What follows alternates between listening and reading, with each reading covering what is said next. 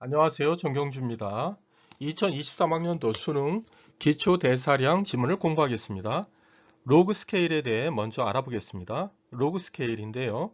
x값이 커질수록 y값이 기하급수적으로 증가해서 더 이상 x값이 의미가 없어 보일 때 로그 스케일을 사용합니다. 로그는 급격하게 증가하는 것을 완만하게 증가하도록 조정합니다. 네이버 지도에서 서울에서 부산의 실제 거리를 축소해서 보여주죠. 위의 그래프는 일반적인 선형 그래프이고요.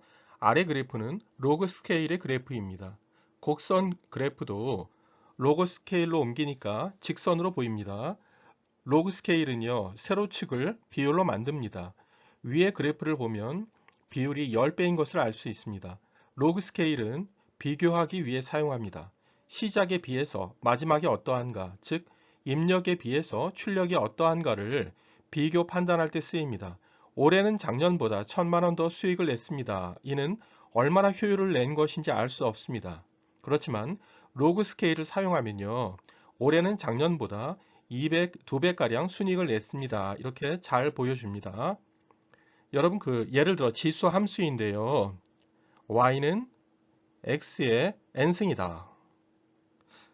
여기에 양쪽에 로그를 취해줘도 같습니다. 그러면 지수가 앞으로 나와서 n 로그 x인데요. 로그 x를 라지 y로 치환하고요. 로그 x를 x로 치환하면요. y는 nx 1차 함수니까 선형으로 바뀝니다. 그러니까 기울기가 지수라고 이제 우리가 알 수 있는데요. 구문단에도 기울기가 지수라고 제시했습니다. 이러한 수식은 제시문에 설명하지는 않고 있습니다. 다음입니다. 이 지문은 수능 특강 연계 지문입니다. 4번 문항은 초고난도 문항이에요. 여러분 수능 특강 연계 교재를 잘 학습해야 하겠습니다. 1문단입니다.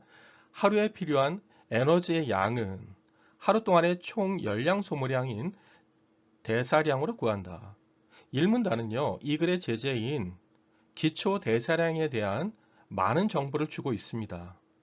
하루 동안의 총 열량 소모량이 대사량이다 라는 것이죠. 그중 대사량 중 일부인 기초 대사량은 생존의 필수적인 에너지라고 했습니다. 쾌적한 온도에서 편히 쉬는 동물이 공복 상태에서 생성하는 열량으로 정의된다. 그러니까 기초 대사량은 생성하는 열량인 것이죠. 이때 체내에서 앞에서는요, 공복 상태에서 그랬고 같은 말이 체내에서 그 말이죠.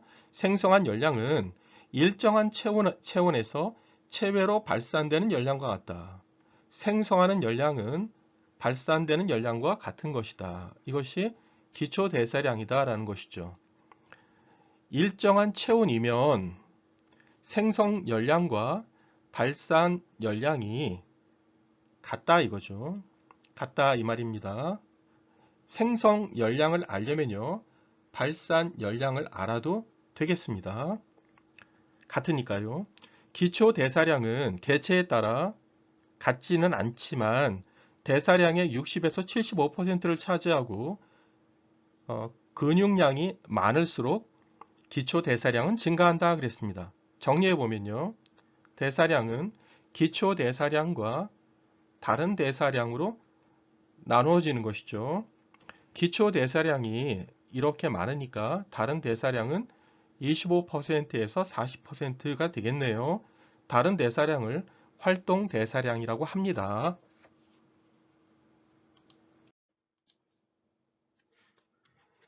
이 문단까지는 기초 대사량에 대한 설명입니다. 이 문단입니다. 기초 대사량은 직접법 또는 간접법으로 구한다. 직접법은 온도가 일정하게 유지되고 공기의 출입량을 알고 있는 호흡실에서 동물이 발산하는 열량을 측정하는 방법이다 그랬습니다. 우리가 일문단에서는요, 온도가 일정하다 대신에 체온이 일정할 때라고 했습니다. 같은 의미예요. 직접법은 온도가 일정할 때 발산하는 열량을 측정하는 방법이고요. 간접법은 호흡 측정 장치를 이용해 동물의 산소 소비량과 이산화탄소 배출량을 측정해서 생성된 열량을 추정하는 방법입니다. 간접법은 산소 소비량과 이산화탄소 배출량을 측정해서 생성된 열량을 추정하는 방법이라고 했습니다. 그러니까 여기에 간접법은 생성 열량을 추정하는 것이고요. 직접법은 발산 열량을 측정하는 것이죠. 다음입니다.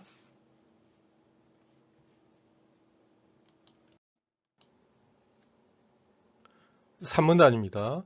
19세기의 초기 연구는 했으니까 뒤에 현대의 연구가 나오겠죠. 19세기 연구니까 뭔가 오류가 있을 것입니다. 체외로 발산되는 열량은 기초 대사량과 같은 말이죠. 체표 면적에, 그러니까 건널비에 비례한다고 보았다. 그러니까 열량과 체표 면적 이 둘이 비례한다고 19세기에는 보았습니다. 즉, 그 둘이 항상 일정한 비를 갖는다. 그러니까 비례한다의 의미가 둘이 항상 일정한 비를 갖는다. 이런 말입니다. 이는 직선이 된다라는 말이에요. 일정한 비를 갖는 거니까 같은 비가 아니라 일정한 비입니다. 체표 면적은 체중의 0.67제곱에 비례하므로 기초 대사량은 체중이 아닌 체중 0.67제곱에 비례한다고 하였다 그랬습니다. 여러분 19세기에는요. 지수가 0.67이라고 보았던 것이네요. 정리하면요. 발산 열량은요. 체표 면적에 비례한다. 그리고 발산 열량은 체중의 0.67제곱에 비례한다. 이 말이겠네요. 어떤 변수의 증가율은 증가 후 값을 증가 전 값으로 나눈 값이므로 체중이 W에서 EW로 커지면 체중의 증가율은 2다 라고 했습니다.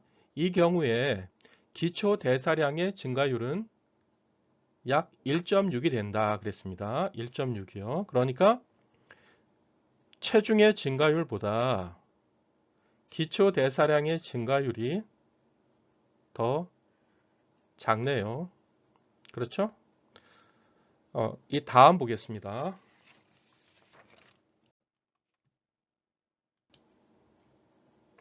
사문단입니다. 1930년대 클라이버의 연구 20세기네요. 생쥐부터 코끼리까지 다양한 크기의 동물의 기초 대사량 측정 결과를 분석했습니다. 가로측 X축에는요 체중을 그리고 Y축에는 기초 대사량을 두고 동물별 체중과 기초 대사량의 순서쌍을 점으로 나타냈는데요. 문제가 생겼습니다. 오문단 보시면 두 변수의 증가율이 서로 다를 경우에는 곡선입니다. 그렇죠? 근데 여기에 와달리라고 되어 있잖아요. 그러니까 이항 대립이네요. 같을 때는 어떻게 돼요? 곡선이 아니니까 직선이겠네요. 이렇게 되죠. 정리해 봅시다. 일반적 그래프입니다. 증가율인데요. 체중과 기초 대사량의 증가율이 다를 때에는 곡선이고요. 체중과 기초 대사량의 증가율이 같을 때에는 직선이라는 것이죠. 증가율이 같지 않다는 말은 비율이 일정하지 않다는 것이니까 비례하지 않는 것이죠. 그러니까 곡선으로 나타나게 됩니다. 그 다음에 증가율이 같다는 것은요. 비율이 일정하다는 것이죠. 그러니까 비례하는 것이죠. 이렇게 같은 비율만큼 올라가는 것이니까 직선으로 이렇게 나타나게 됩니다. 여러분 이거 보시면요. 이거 다를 때잖아요. 이 다를 때는 다시 x가 y보다 클 때와 y가 x보다 클 때로 나뉘겠죠. 이렇게 곡선일 때는 직선으로 만들어야 연구가 가능합니다. 다음입니다. 그런데 순서쌍의 값에, 그러니까 체중과 기초 대사량이 순서쌍이죠. 여기에 상용 로그를 취해서 새로운 순서쌍을 만들어서 그림과 같이 그래프에 표시하면요, 어떤 직선의 주변에 점들이 분포하는 것으로 나타납니다. 다시 말하면 곡선을 직선으로 만들 수 있다는 말입니다. 그러면 그 직선의 기울기를 이용해서 두 변수의 증가율을 비교할 수 있습니다. 거의 직선이죠. 곡선은 비교할 수 없어요. 그림에서 x와 y는, 여기에 대문자 x는 뭔가요? 체중의 상용 로그를 취한 값이고요. 대문자 y는요, 기초 대사량의 상용 로그를 취한 값이 되죠. 이런 방식으로 표현한 그래프를, 그러니까 여기에요, 체중과 기초 대사량의 상용 로그를 취한 값은 직선으로 나타난다 이거겠죠. 이런 방식으로 표현한 그래프를 L 그래프라 가정하자 이 말이죠. 근데 사실 이 L 그래프가 우리가 앞에서 설명한 로그 스케일 그래프입니다. 우리 한번 정리해 봅시다. x가 y와 같을 때에는 기울기가 1이죠. 이거 45도는 아니지만 1이라고 봅시다. 그리고요, 기울기가 어때요? 1보다 작을 때 어떻게 그립니까? 이런 모양 되겠죠. 기울기가 1보다 클 때는 이런 식으로 되겠죠. 이 세 개 모두 직선이 되는 것이죠. 여기에 대문자 x는요, 로그 x를 말하는 것이고, 대문자 y는 로그 y죠. 여기에 x는 체중이고 y는 기초 대사량입니다. 다시 말해서 대문자 x는 체중의 상용 로그를 취한 값이고, 대문자 y는요, 기초 대사량의 상용 로그를 취한 값이죠.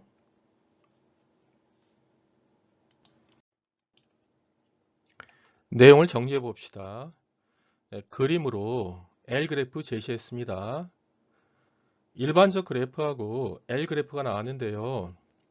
일반적 그래프에서는요, 증가율이 같지 않을 때는 곡선이죠. 그렇지만 이를 L 그래프로 바꾸면 모두 직선으로 표시할 수 있습니다.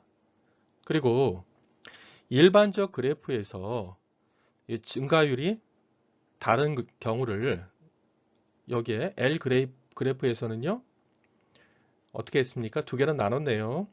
x가 y보다 클 때하고 x가 y보다 작을 때로 나누었습니다. 다음입니다. 6문단입니다. 체중의 증가율 x축이죠. 에 비해서 기초 대사량의 증가율 y축이죠. 이 작다면 우리가 3문단에서 체중의 증가율은 2라고 했고요. 3문단에서 기초 대사량의 증가율은 1.6이라고 했으니까 2보다 1.6이 작네요. 그렇게 되면 L 그래프에서 직선의 기울기는 1보다 작으며 그려보면 기울기가 이렇게 1보다 작습니다. 기초 대사량의 증가율이 작을수록 기울기도 작아진다. 그러니까 대사량의 증가율이 작을수록 기울기도 작아지니까 비례 관계네요. 만약 체중의 증가율과 기초 대사량의 증가율이 같다면, 그렇게 되면 L 그래프에서 직선의 기울기는 1이 된다. 그려봅시다. 그러면 이렇게 45도로 되겠네요. 기울기는 1이 됩니다. 이 뒤에 생략된 내용이 있겠죠. 어떤 내용입니까? 체중의 증가율에 비해서 기초 대사량의 증가율이 크다면 기울기는 1보다 크다. 이게 생략되어 있겠죠. 뒤에서 문제로 내려고 생략한 것으로 보입니다. 1보다 크니까 어떻게 돼요? 이렇게 기울기가 더 가팔라지겠죠. 7문단입니다. 이 직선입니다. 7문단. 이렇듯 그 앞에서 말한 L 그래프와 같은 방식으로 표현할 때 생물의 어떤 형질, 여기서는 지금 어떤 형질입니까? 기초 대사량이었죠. 이것이 체중 또는 몸 크기와 직선의 관계를 보이며 그랬습니다. L 그래프에서는요, 직선의 관계를 보입니다. 함께 증가하는 경우에 그 형질은 상대 성장을 한다고 한다. 그랬으니까 상대 성장을 하면 직선의 관계를 보인다. 이렇게 말할 수도 있어요. 동일 종에서의 심장, 두뇌와 같은 신체 기관의 크기도 상대 성장을 따른다 그랬습니다. 그러니까 심장, 두뇌도 상대 성장을 하니까 L 그래프로 그리면 직선으로 나타나겠죠. 일반적 그래프에서는 곡선으로 나타날 수 있습니다. 다음입니다.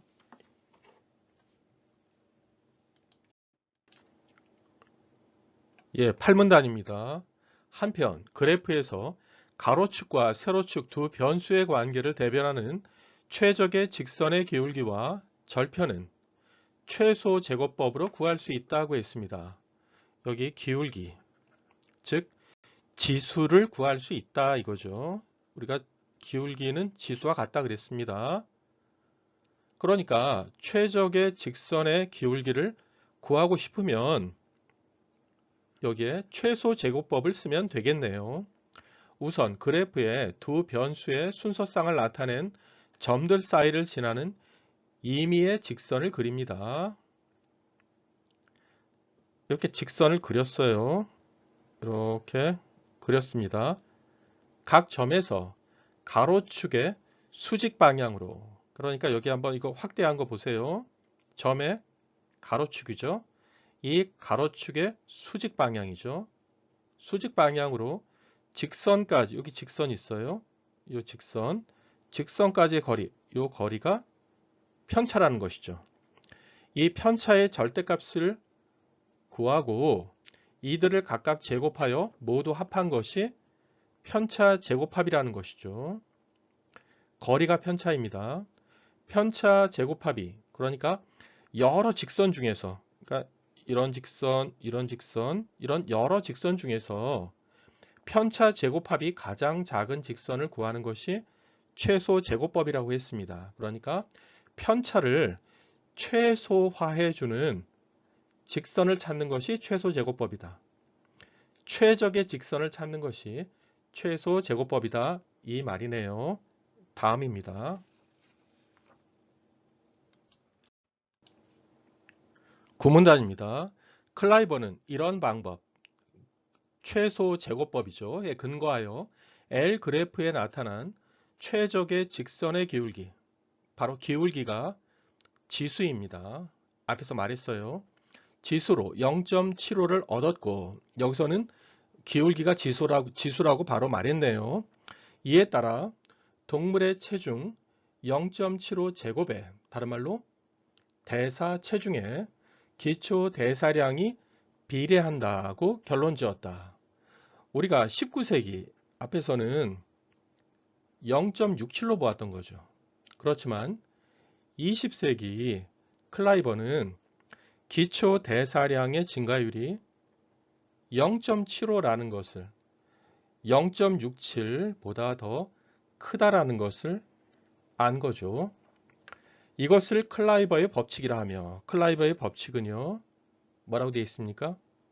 동물의 체중에 기초 대사량이 비례한다. 이걸 말하는 거죠.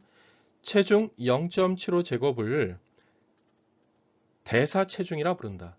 체중으로 부르는 게 아니고, 체중이 아니고 대사 체중입니다. 체중과 대사 체중은 달라요. 대사 체중은 치료제 허용량의 결정에도 이용되는데 이때 그 양은 체중이 아니라 대사 체중에 비례하여 정한다.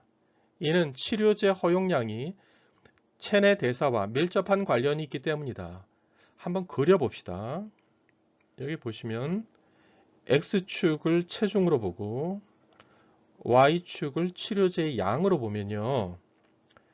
여러분 어른이 80kg이라고 보고요. 체중이 약을 2알 먹는다고 할 때 아이가 그 절반인 몸무게가 40kg이라고 보면요.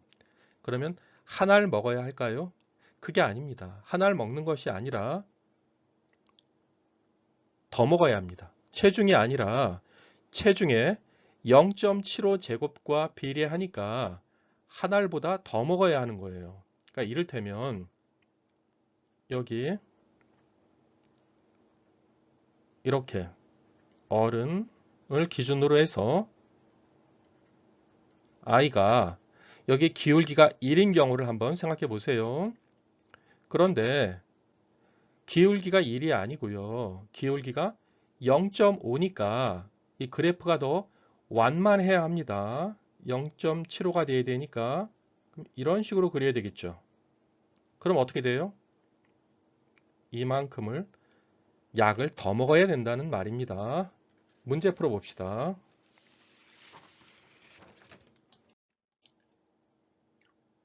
1번입니다. 위 글의 내용과 일치하지 않는 것은 클라이버의 법칙은 동물의 기초 대사량 X축이죠.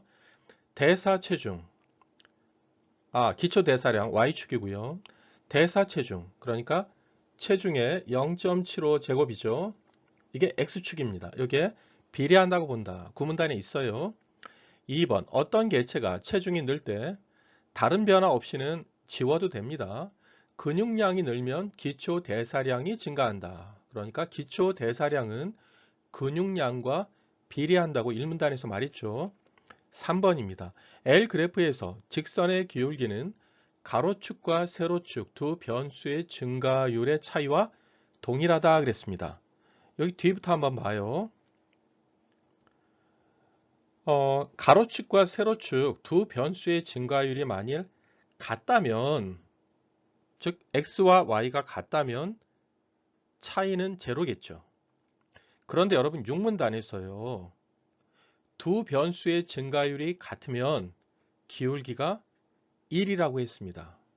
그러니까 여기에 1이라고 했는데 뒤에 0과 동일하다고 했으니까 일치하지 않습니다. 답 3번입니다.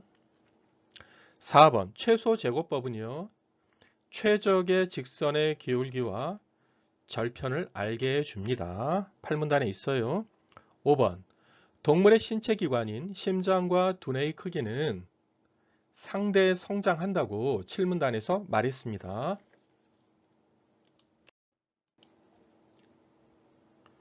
2번입니다. 윗글을 읽고 추론한 내용으로 적절하지 않은 것은 1번 일반적인 경우 기초 대사량은 하루에 소모되는 총 열량 중에 가장 큰 비중을 차지하겠군 그랬습니다.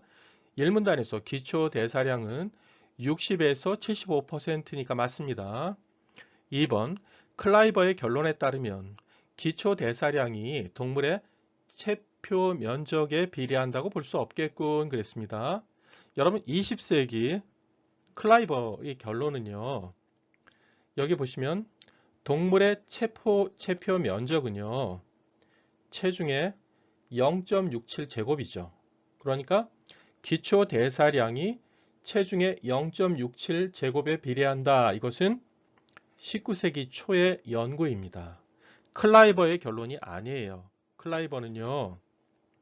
기초 대사량이 대사 체중에 비례한다. 그러니까 체중의 0.75제곱에 비례한다 이 말이죠. 그러니까 결국 19세기 연구는 잘못되었다라는 것이죠. 클라이버가 맞다 이 말입니다. 3번입니다. 19세기 초기 연구자들은 체중의 증가율 3문단에 따르면 2입니다. 기초 대사량의 증가율 1.6이죠. 이 기초 대사량의 증가율이 작다고 1.6이니까 생각했겠군. 맞습니다. 4번 코끼리에게 적용하는 치료제 허용량을 기준으로 하니까요. 기준점을 코끼리로 잡고 그려야 합니다. 그림을요. 체중에 비례하여 그랬죠. 지금 체중에 비례한다고 가정했어요. 여러분 비례한다는 것은 증가율이 같다는 것이니까 육문단에 따르면 기울기는 1이 됩니다. 기울기는 1이 되는데 그럼 그려보면 어떻게 돼요? 이렇게 해서 X축에는 체중이고 Y축은 약이 되겠죠. 한번 그려볼까요? 여기 코끼리를 기준으로 하고요. 여기 생쥐가 있어요. 여기 있는데 코끼리 여기 있고, 그런데 어떻게 돼요? 기울기가 1이 아니고 0.75잖아요. 그러니까 이렇게 45도로 이렇게 하게 되면 여기 추정값이 나오잖아요. 그런데 체중이 아니라 대사 체중에 비례하는 거니까 기울기가 1이 아니고 기울기 0.75로 완만하게 그려야 합니다. 그러니까 기준은 코끼리 기준으로 완만하게 그리게 되면 이렇게 그려야 되겠죠. 이렇게 그려야 되니까 약을 이만큼 더 먹어야 되는 것입니다. 약을 더 먹어야 되는데 뭐라고 돼 있어요? 과다 복용이 될 수 있겠군이 아니고 과소 복용이 될 수 있겠군 이렇게 되겠죠. 체중에 비례하게 되면. 그렇죠? 그다음 5번 클라이버의 법칙에 따르면 동물의 체중이 증가함에 따라 함께 늘어나는 에너지의 필요량이 이전 초기 연구에서 생각했던 양보다 많겠군 그랬죠. 초기 연구의 기울기는 0.67이죠. 그런데 사실은 클라이버에 따르면 0.75잖아요. 그러니까 기울기가 0.75입니다. 여러분 그리면 어떻게 그려져요? 이렇게 체중이고 X축, Y축은 에너지죠. 그러면 초기에는 어떻게 됐습니까? 초기는 0.67인데 클라이버는 0.75니까 이렇게 0.75 이렇게 그려야 되겠죠. 그러니까 생각했던 양보다 더 많겠군. 그게 맞는 것이죠. 이 Y축 더 많지 않습니까? 다음 문제입니다. 3번입니다. 기억은 직접법이고 뇌는 간접법인데 대한 이해로 가장 적절한 것은 1번 기억은 체온을 환경 온도에 따라 조정하는 변온동물이 체외로 발산하는 열량을 측정할 수 없다가 아니고 있답니다. 왜 그러냐면 이 문단에서 온도가 일정하다. 그러니까 일정한 온도에서 측정한다고 했거든요. 그러니까 변온동물이라도 환경이 일정하기 때문에 체온이 일정할 것이에요. 그러니까 측정할 수 있습니다. 2번 니은은 동물이 호흡에 이용한 산소의 양을 알 필요가 없다가 아니고 있습니다. 이 문단에서 산소 소비량을 측정하잖아요. 그러니까 산소 소비량을 알아야 합니다. 3번입니다. 기억은 니은과 달리 그게 아니고 기억과 니은은 모두 격한 움직임이 제한된 편하게 쉬는 상태에서 기초 대사량을 구하게 됩니다. 1문단에 따르면 기초 대사량은 동물이 공복 상태에서 생성하는 열량이기 때문에 그렇습니다. 4번입니다. 기억과 니은은 모두 일정한 체온에서 일정한 체온을 전제로 해서요. 동물이 체외로 발산하는 열량을 구할 수 있다 그랬거든요. 그러니까 체외로 발산하는 열량을 알게 되면요. 체내에서 그렇죠? 생성한 열량을 알 수 있습니다. 지금 1문단에서 기초 대사량은 체내에서 생성한 열량과 같고 체외로 발산되는 열량과 같다고 했잖아요. 그러니까 답은 4번입니다. 5번에 기억과 니은은 모두 생존에 필수적인 최소한의 에너지를 공급하면서 그랬는데 에너지를 공급해서는 안 돼요. 왜 그러냐면 1문단에서 공복 상태여야 한다고 했습니다. 다음입니다.